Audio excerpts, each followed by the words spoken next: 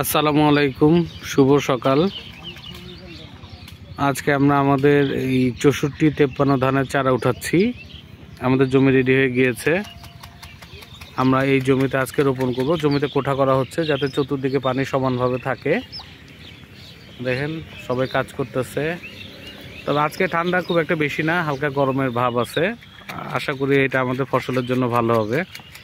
এই যে 64-53 ধানের চারা দেওয়া ছিল এখানে, চারা আজকে উঠানো হচ্ছে চারা রোপণ করার জন্য।